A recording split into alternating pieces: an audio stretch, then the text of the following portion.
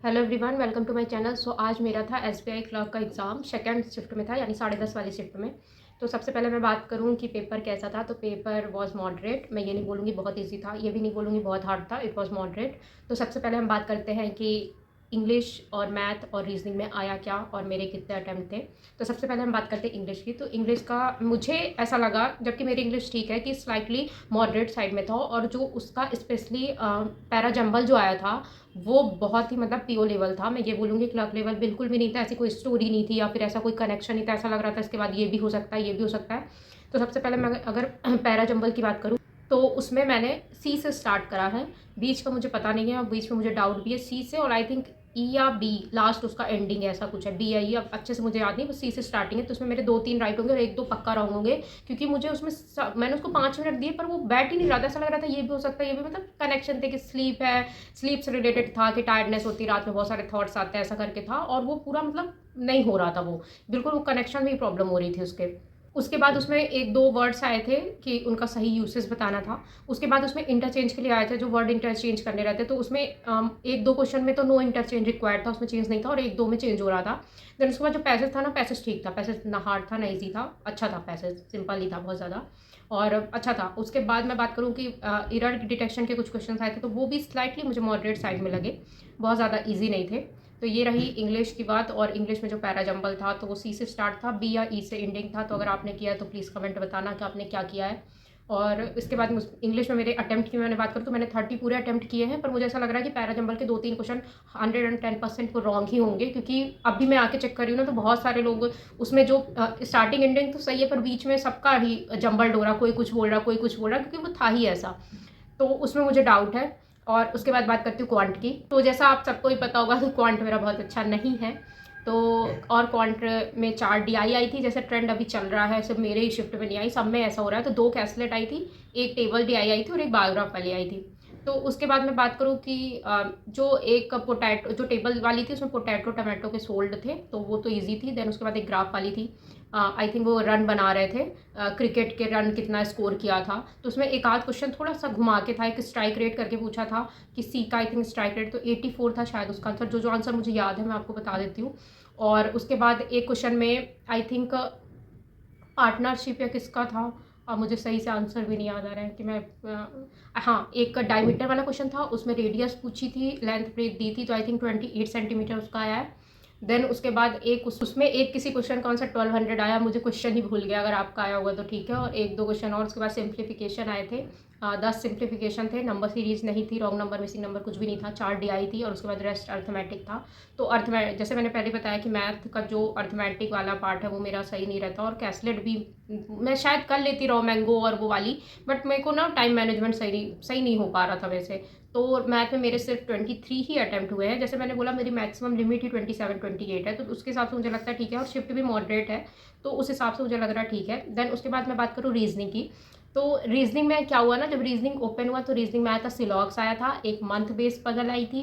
Then उसके बाद एक स्टैक वाली पजल आई थी कि ये पहले और बाद में, जो वो एक वाली पजल आई थी। ब्लड रिलेशन आया था, मैं बनाती रहती हूँ कि मेरे शिफ्ट में ब्लड रिलेशन नहीं आया और आ ही जाता है।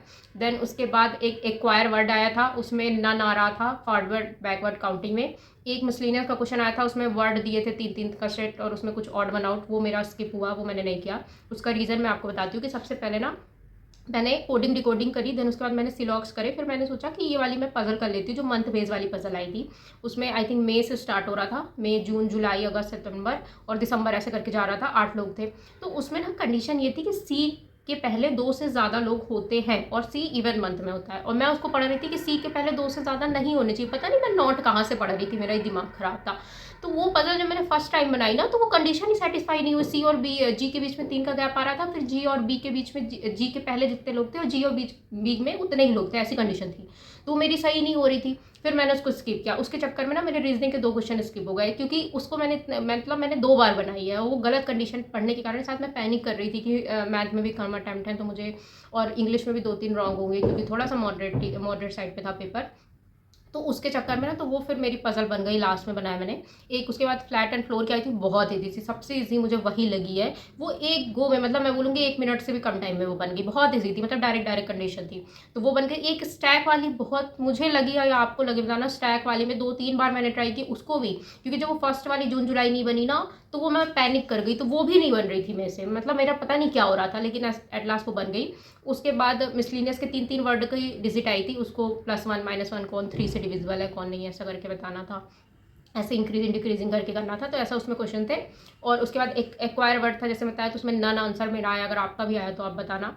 और उसके बाद फ्लैट फ्लोर वाली हो गई। देन उसके बाद जो ब्लड रिलेशन था ना, ट्रिकी था, मैं ये बोलूँगी। अब मैंने किया है, अब पता नहीं सही है कि नहीं है, तो अगर आपने भी किया तो प्लीज़ कमेंट में उसका आंसर बताना, तो मैं मैच करूँगी जो मैंने किया वो सही है कि नहीं है। होपफुली सही हो, क्योंकि मैंने अभी उसको भी मैंने 2 बार बनाया, उसी के कारण एक मेरा कोडिंग डिकोडिंग का थोड़ा सा जो वो बड़ा वाला क्वेश्चन होता है, एक वो स्किप हुआ है, और एक उसके बाद वो उसको स्किप हुआ है जो वर्ड के 3-3 फॉर्मेशन के थे, और उसमें ऑड वन आउट करना था। मतलब मैं कर ही रही थी, लास्ट के 20 सेकंड बचे थे, हो जाता मेरा पेपर, अगर मैं वो फर्स्ट वाली जो पजल थी ना उसमें मैं अगर उसको कंडीशन गलत नहीं पढ़ती तो। बट ठीक है, कभी कभी ऐसा हो जाता है कि हम जो एग्ज़ाम में प्रेशर ही अलग लेवल का होता है, आप कितनी भी प्रैक्टिस कर लो, अगर वहाँ पे आपने कुछ कंडीशन गलत नोट करी, और माइंड भी ऐसा ना कि काम नहीं करता वहाँ कभी कभी। लिटरली आज मेरे साथ ऐसा हुआ कि रीजनिंग में जब वो पजल नहीं बनी ना, तो मेरे 12 या 13 मिनट बचे हुए थे, मुझे लगा कि मुझसे बन ही नहीं रहा, मतलब मुझसे अब रीजनिंग भी नहीं बन रहा है क्या, ऐसी कंडीशन आ गई है मेरे साथ। पता नहीं, मैं बहुत पैनिक कर गई, मेरे हाथ एकदम ऐसे से कांपने लगे थे। बस स्टिल मैंने सोचा नहीं, मैंने फिर उसको स्किप किया, फिर मैंने फ्लैट फ्लोर वाली पजल करी और बाकी पजल करी। जब वो बन गई तो मैंने लास्ट में उसको बनाई, और वो 30 सेकंड के अंदर वापस से बन गई। सिर्फ एक कंडीशन मुझे लग रहा था शायद मैं मंथ की गलती कर रही हूँ, क्या गलती करी हूँ। तो ओवरऑल के पेपर की मैं बात करूँ तो मुझे तो ये मॉडरेट साइड में पेपर लगा, बहुत ईजी नहीं था। और अटेम्प्ट आपने बताना, अगर आपके भी हुआ है तो आपके कितने अटेम्प्ट है इस शिफ्ट में, या किसी भी शिफ्ट में, या फिर कभी भी आपने पेपर दिया है अभी ये 2-3 दिन में, तो आप बताना कि आपकी शिफ्ट आपको कैसी लगी, और आपने सेक्शन वाइज कितने अटेम्प्ट किए, कौन से स्टेट से हो, और कितना एक्सपेक्ट कर रहे हो। क्योंकि इंग्लिश में थोड़ी बहुत एक्यूरेसी तो ख़राब होती होती है, और इंग्लिश आज मुझे भी मॉडरेट साइड में लगी है। और सेम गोस विथ क्वांट, पर क्वांट का मैं इसलिए नहीं बोलूँगी कि क्वांट हर शिफ्ट में ही ऐसी आ रही है।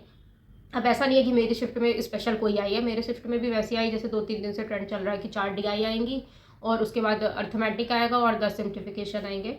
तो सिम्प्लीफिकेशन की अगर मैं बात करूँ कि कैसे आए थे, तो ठीक आए थे, मतलब बहुत ज़्यादा इजी नहीं, बहुत ज़्यादा टफ नहीं, ओके ओके से थे कि स्क्वायर रूट था, फिर उसका स्क्वायर करो, इंटू करो, डिवाइड करो, ऐसा करके था, तो वो हो रहा था, इजीली हो रहा था। तो अगर मैं ओवरऑल अटेम्प्ट की बात करूँ अपने, तो लास्ट में मैं सम अप करूँ तो इंग्लिश में मैंने पूरे 30 किए, जिसमें 2-3 रॉन्ग होंगे, पैराग्रामर वाले मैं पहले से बोल रही हूँ। और उसके बाद मैथ में मैंने 23 किए हैं, जो आई होप 100% एक्यूरेसी हो। और reasoning same goes with reasoning, अगर वो 1-2 ब्लड रिलेशन वाले गड़बड़ नहीं हुए तो रीजनिंग में भी 33 आउट ऑफ 33 क्वेश्चन होने चाहिए, क्योंकि मिसलिनियस वाले तो एक ही वो एक्वायर आया था, तो उसका तो आई थिंक नन ही होगा, सबने ही किया होगा। और बाकी मुझे रीजनिंग में पजल में भी अगर गलत होती तो आंसर नहीं मैच करते, तो पजल तो आई होप सब सही बनी होगी। तो ये है एनालिसिस। आप मेंस की प्रिपरेशन करते हैं, और मेंस की प्रिपरेशन कैसे करनी है, मैंने तो स्टार्ट करी हुई थी पहले से, बट अभी एग्ज़ाम के कारण थोड़ा बहुत ब्रेक हो गया था, तो अब वापस उसे अच्छे से करना है। तो अगर आपको वीडियो चाहिए होगा तो मैं डिटेल वीडियो भी बना दूंगी कि मैं कैसे कर रही हूँ, आप चाहो तो फॉलो कर सकते हो। और मैं ये नहीं बोलूँगी कि आप यही फॉलो करो, आप देखना चाहो तो देख सकते हो, अगर आपका फर्स्ट टाइम है कि कैसे देना। क्योंकि मैंने जो लास्ट टाइम मेंस दिया था उससे मैंने बहुत सारी गलतियाँ की थी, तो मैंने उससे बहुत कुछ सीखा है, जो होपफुली अगर इसमें प्री क्लियर हो जाए तो मैं मेंस में उसको बिल्कुल वो मिस्टेक्स को अवॉइड करने की पूरी कोशिश करूँगी जो मैंने पिछले बार की है। तो ये है वीडियो, और अब सब मेंस की प्रिपरेशन स्टार्ट कर दो। नो मैटर आपका पेपर कैसा भी गया हो, बहुत कम अटैम्प्ट हो, बहुत ज़्यादा अटैम्प्ट हो, आप एसबीआई को नहीं जानते, उसका सरप्राइज़ होता है, बैंक ऑफ इंडिया भी बोलते हैं उसको, कि वो कभी कभी कट ऑफ इतना कम ले आता है कि आप सोचोगे भी नहीं, और वैकेंसीज बहुत ज़्यादा है इस बार, तो कट ऑफ कम ही जाएगा।